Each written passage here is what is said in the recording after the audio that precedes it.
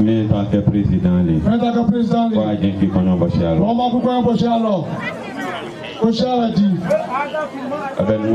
dans le ministère, et la fait un chemin marqué. Il y a deux béquets. Ni kada na moment et énergie de bien dima. Il y a quand tu t'amènes, yike. Aben nga fo long. Mo suba bananye. Manana la mio. Wa romo sulele. Inshallah, la fa campagne lolo. Mo moya romo.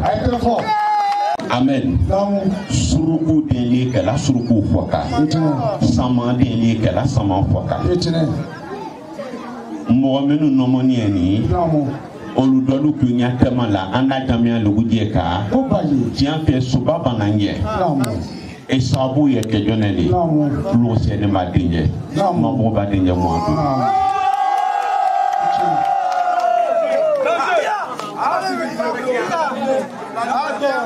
Amen. Et il y a quoi ça? On a joué au comme aujourd'hui.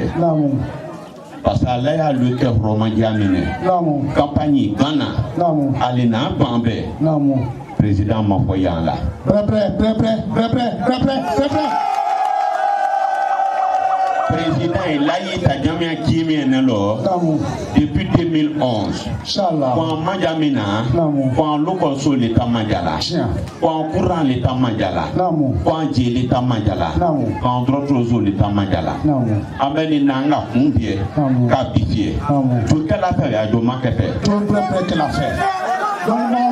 Il se joint le plan à la lune de nous courant ma semina, courant et séminaire, il y a des courants ma semina. Ah, quand ça passe, ça marche pas. Inch'Allah, Allah blanzi. Amina. Aki. Amedi Tomo Badol et Thierry. Non. Car Missa le Yadidjan Mamoroluma. Non. Parce que le président. Non. Ah, le président Mine. Non. Fabla le. Non. Nafa Doye. Non. Pepe Yedila. Nafa doye molu tejela mais ireni roman li la moluka na tejela e misalo ya mine damian dole lo bushile la tieyi so shile la tieyi kawe damian kilo ke de tieyi sile tieyi mais molu te da sejela Dolo faut que vous ayez peu. En computer le doco do comingela, ou les tesikela. Na adozini sigialo. L'homme soma, buiti ya la somo bebedala, il est parvenu à la. A kawe à la canola, ben doit que yo polisi sabati. A wene là encore, société là-haut, et kali dunya là-haut là, ils sont kilo kingenda, katadu pona bebema. A kawa latanola a nango krekre ninge sushi de la ye ewe kala weti mewi aje ka kuso wati dolu molu temagbe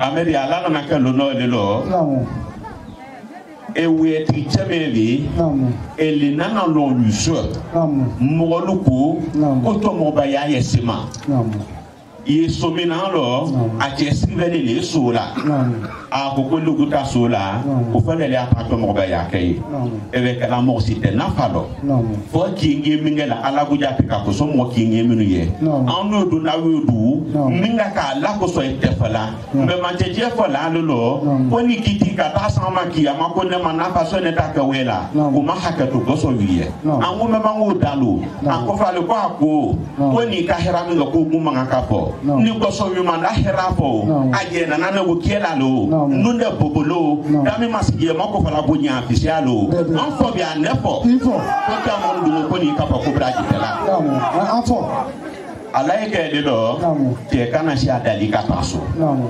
te tani so lo ku mimina la mo si ma buse te tani so so mi ye de la morluma mo si ma so so ali la lo lo ka traso shi de la fei Hier que il était, hier on est en commune et trop qu'on est tient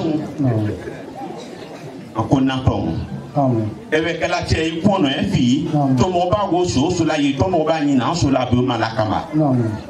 À 4 buts de fait. Alors, mon chose sur le méo, il est où on est en café la somme malais, il est très dit. On attend. On le met à le lassement, tout mon bas y alors.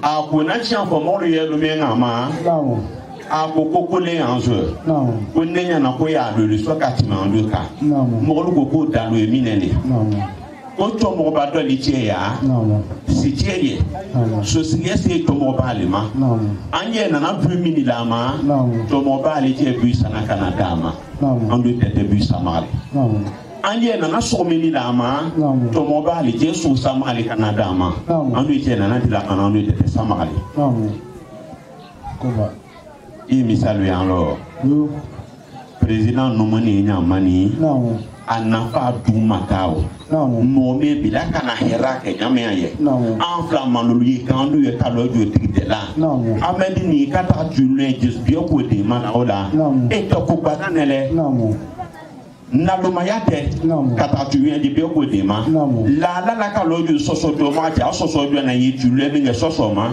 a Soso Lek do my letter as a Beko Dema, as a bully, Yamen. Hera Sinanda Jamia Manilo, you Kurane, il est local isolé, il est d'autres isolé, il est coupé à l'olé, au lieu que là qu'on le cosso, ton mobile ou le manque d'une consolé. Ou des moussoka qui est venu qui est ceci la cataract bandé, ou les trois capotes qui est bien ma. Ton mobile t'a dit bien ma.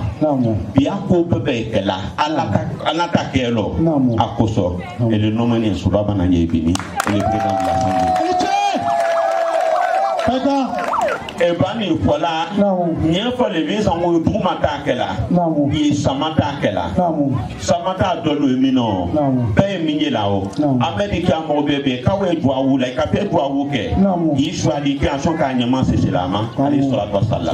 Ni quand il y a la table, la fond de l'amena. Il est silé. Pour nous si ça va là. Il est kénéalé. Ni quand pour moi mais ni demandant ni quatre autres loyers. Il est capable.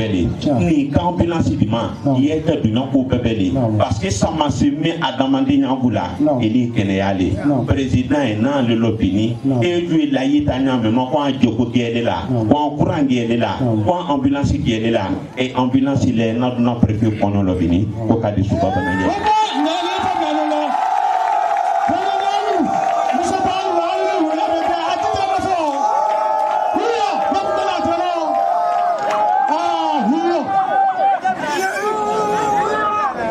Ahmed Mielo, ni quand ambulance vous fait, il cache le fier, parce qu'en Ahmed il y a comment sur le coup.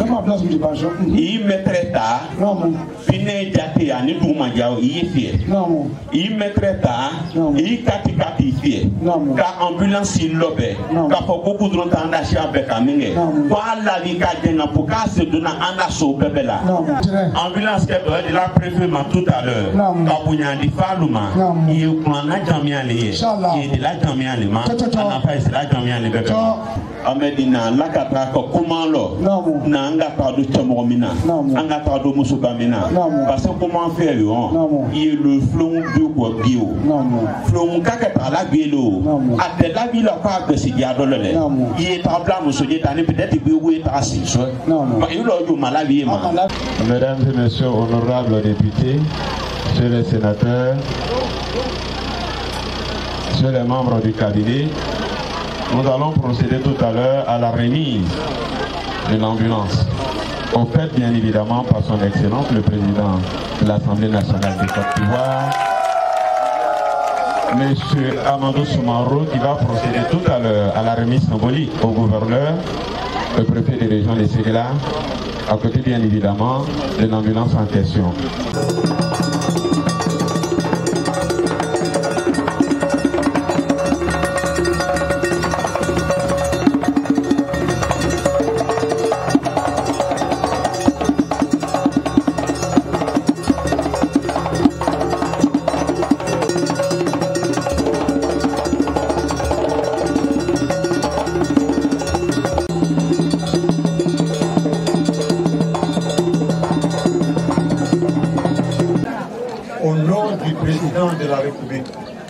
Son Excellence Alassane Ouattara, je vous remets ces clés de l'ambulance pour que vous en fassiez un bon usage. Arrêtez fort, arrêtez fort.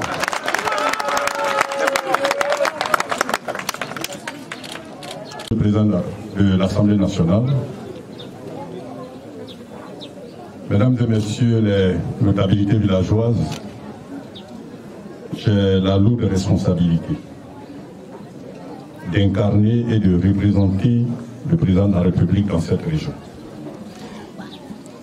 Vous m'aviez, avec beaucoup d'humilité, dit tout à l'heure que le don qu'il vous a été possible de faire à cette brave population, vous l'avez fait au nom du président de la République.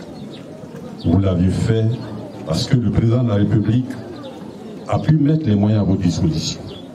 Vous l'aviez fait parce que vous êtes un cadre de la région, l'un des plus illustres d'ailleurs. Vous l'avez fait parce que vous êtes un élu. Vous l'avez fait parce que vous êtes soucieux de la promotion sociale de vos parents. Je voudrais donc m'acquitter d'un devoir. C'est un devoir de reconnaissance, un devoir de gratitude. Je voudrais donc très humblement, au nom du président de la République, vous dire toute notre gratitude et nous accompagner l'État. Je me dois, au nom du ministre de la Santé et de l'Hygiène publique, de dire des mots à ces agents pour que ce véhicule puisse jouer véritablement son rôle. Je voudrais donc, monsieur le représentant du directeur départemental de la santé, madame la sage-femme, chers agents, je voudrais vous féliciter pour tout le travail qui est fait dans cette structure, qui est une structure, c'est une porte d'entrée du système de santé. J'étais là, il y a effectivement un an et demi, dans le cadre de mes tournées. Lorsque nous sommes arrivés, ce besoin avait été exprimé par la population. J'ai dit que nous allons remonter, et effectivement ça a été remonté. Je crois que ce appel que les populations ont lancé ont reçu un écho favorable. Nous avons le privilège, c'est un privilège, parce que ce n'est pas toutes les structures de santé qui ont un tel outil de travail. Nous l'avions. Je me dois, au nom du ministre de la Santé, avant de vous remettre les clés, je voudrais vous rappeler que c'est un véhicule utilitaire, que c'est un véhicule qui doit servir exclusivement à l'évacuation des malades. C'est un véhicule qui ne doit pas servir à transporter des sacs de charbon. C'est un véhicule qui ne doit pas servir à transporter des vivres. C'est un véhicule qui ne doit pas servir à faire même les courses du sous-préfet. C'est un véhicule qui doit servir rien que pour les malades. Je ne doute pas un seul instant qu'il en sera ainsi, parce que je sais que de tout le temps, vous avez fait preuve de grande responsabilité. Monsieur le Président, c'est donc ces mots que je me devais de dire à mes agents avant de leur remettre la clé. Voilà, merci.